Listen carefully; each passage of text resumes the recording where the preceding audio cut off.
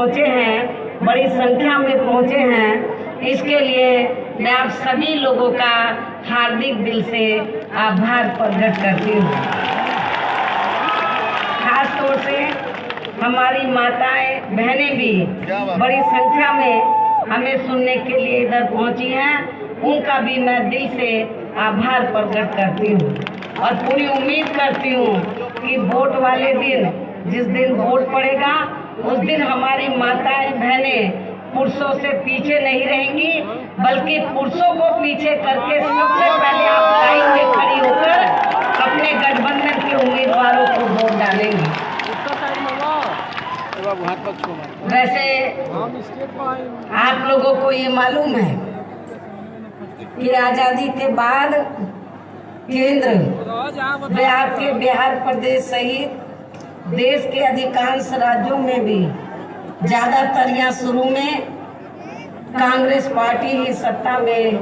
आसीन रही है, लेकिन जब कांग्रेस पार्टी के राज में यहाँ बिहार प्रदेश के भी सर्व समाज में से विशेषकर गरीब, उपेक्षित व कमजोर वर्गों के लोगों का पूर्ण रूप से सही विकास व उत्थान आदि नहीं हो सका। इतना ही नहीं, बल्कि जब इन्हें यहाँ अपने खुद के राज्य में भी, अपने खुद के बिहार प्रदेश में भी रोटी रोजी के साधन व रोजगार आदि नहीं मिले, तो तब उस समय अन्य राज्यों की तरह यहाँ अपने बिहार प्रदेश से भी बड़ी संख्या में ये लोग अपनी रोटी रोजी के लिए देश के अन्य बड़े बड़े शहरों व महानगरों में जाकर बस गए, जिनकी इस बार कोरोना महामारी के दौरान हमें वहाँ काफी ज्यादा दुर्दशा देखने के लिए मिली है। जहाँ जहाँ भी लोग गए थे रोटी रोजी के लिए, तो इस बार कोरोना महामारी के चलते हमें वहाँ उनकी काफी दुर्दशा देखने के लिए मिली है, जिनके बिहार में वापस आने पर, आपके बिहार से भी लोग बड़े पैमाने पर रोटी रोजी के लिए देश के जो दूसरे राज्य हैं उनके बड़े बड़े महानगरों में रोटी रोजी के लिए गए, बिहार से भी। और बिहार से क्यों गए? क्योंकि यदि यहाँ पर बिहार में यहाँ की जो भी सरकारें रही उनको रोटी रोजी के साधन उपलब्ध करा देती, तो मेरे ख्याल उनको यहाँ से रोटी रोजी के लिए दूसरे शहरों महानगरों में जाकर नहीं बसना पड़ता। लेकिन इस बार कोरोना महामारी के दौरान हमें जो लोग भी, चाहे बिहार से, उत्तर प्रदेश से या देश के अन्य और राज्यों से जो लोग भी रोटी रोजी के लिए जाकर वहाँ पर बस गए बड़े बड़े कस्बों में, महानगरों में, तो इस बार कोरोना महामारी के चलते हमें वहाँ उनकी काफी दुर्दशा देखने के लिए मिली। आपके बिहार प्रदेश के लोगों की भी काफी दुर्दशा हमें देखने के लिए मिली, जिनके बिहार में वापस आने पर फिर श्री नीतीश की सरकार ने भी उसका कोई खास ध्यान नहीं रखा। ये आप लोगों को अच्छी प्रकार से मालूम है। इसके साथ ही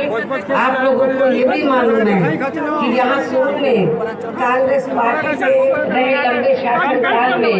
उनकी गलत नीतियों व गलत कार्य प्रणाली की वजह से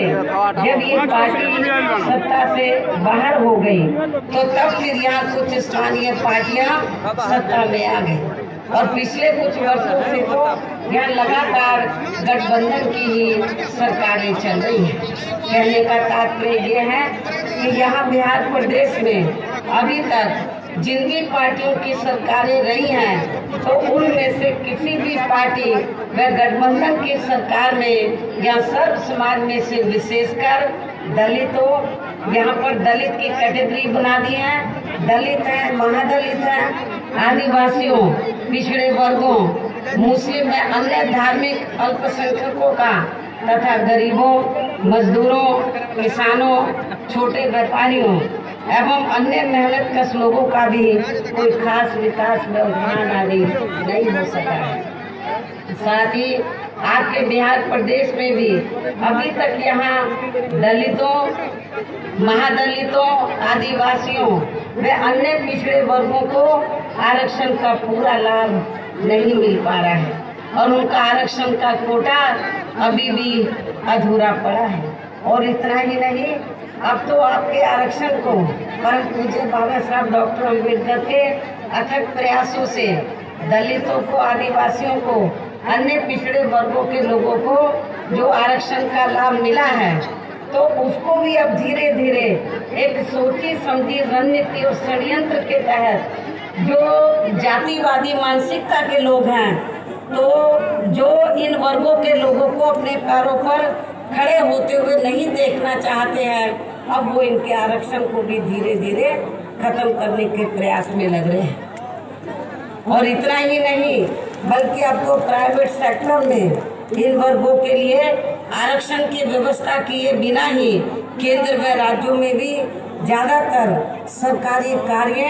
प्राइवेट सेक्टर के जरिए ही देश के अधिकांश बड़े बड़े पूंजीपतियों व धन्ना सेठों को ही दिए जा रहे हैं, जिसके कारण ही अब पूरे देश में इन वर्गों के लोगों को बहुत कम ही आरक्षण का लाभ मिल पा रहा है। इसके साथ ही इन वर्गों को जुल्म जाति से निजात दिलाने के लिए बने कानूनों को भी अब इन सभी विरोधी पार्टियों की सरकारों में काफी हद तक प्रभावहीन ही बना दिया गया है, जिससे इनके ऊपर अन्याय व अत्याचार करने वाले लोगों का मनोबल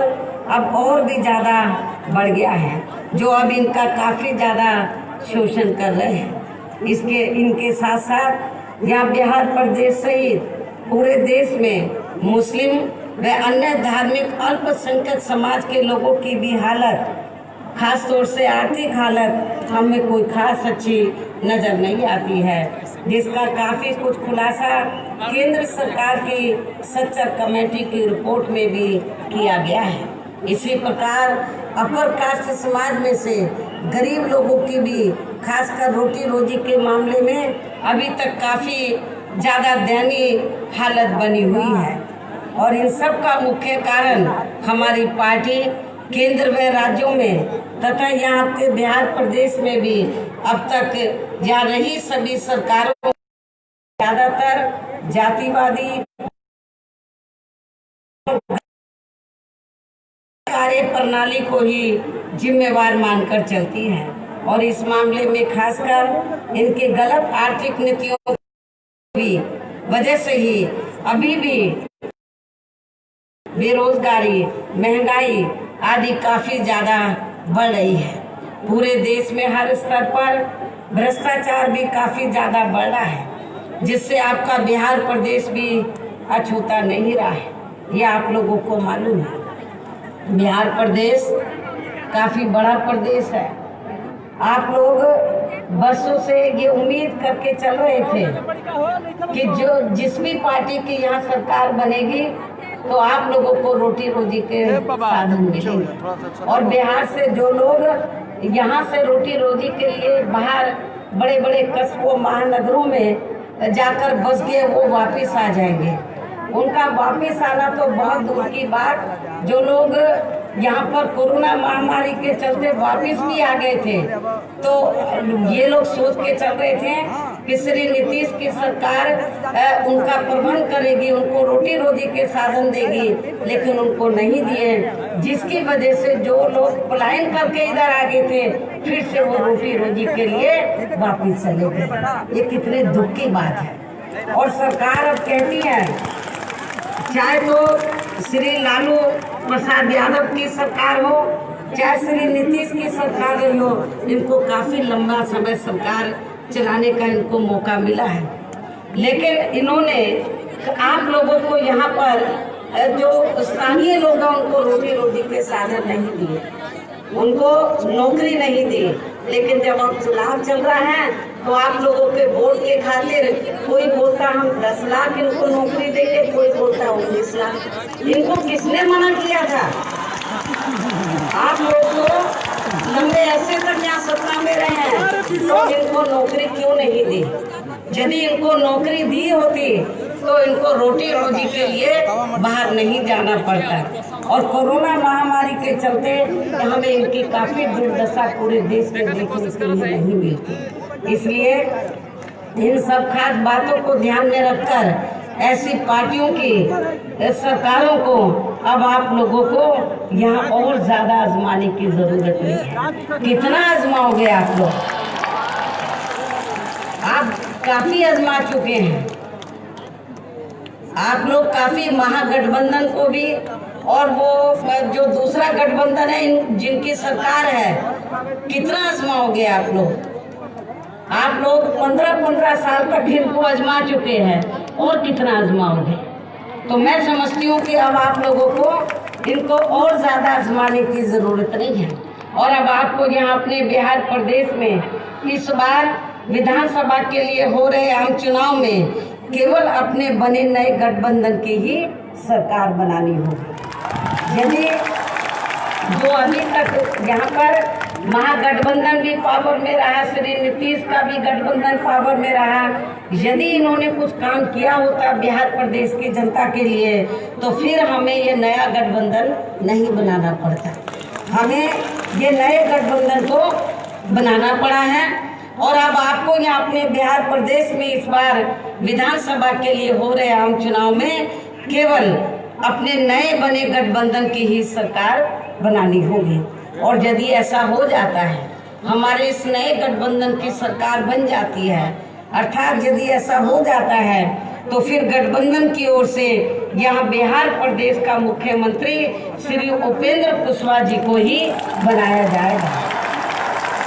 जो ये अति पिछड़े वर्ग से ताल्लुक रखते हैं तथा सरकार चलाने के लिए ये पूरे तौर से काबिल व सक्षम भी है। मुझे पूरी उम्मीद है कि फिर ये जब आपके बिहार प्रदेश में यहाँ हमारे नए गठबंधन की सरकार बन जाती है और श्री उपेंद्र कुशवाहा जी यहाँ के मुख्यमंत्री बन जाते हैं, तो मुझे फिर पूरी उम्मीद है कि फिर ये उत्तर प्रदेश में बीएसपी के रहे शासनकाल की तरह ही जहाँ हर मामले में व हर स्तर पर अपनी सर्वजन हिताय व सर्वजन सुखाय की नीतियों पर आधारित ही सरकार चलाएंगे। और इस मामले में मैं आप लोगों को ये भी बताना चाहती हूँ कि जब यूपी में 4 बार मेरे नेतृत्व में सरकार बनी, हमने दूसरे राज्यों की तरह तो उत्तर प्रदेश में हमने बेरोजगार लोगों को बेरोजगारी भत्ता नहीं, 1000 रुपये 1500 रुपये ये हमने नहीं दिए थे, बल्कि हमारी सरकार ने उत्तर प्रदेश में सर्व समाज में से जो गरीब और बेरोजगार लोग थे, तो उनको बेरोजगारी भत्ता नहीं, बल्कि उन्हें बड़े पैमाने पर सरकारी व गैर सरकारी क्षेत्रों में सीधे तौर पर हमने उनको बड़ी तादाद में नौकरी हमने उपलब्ध कराई।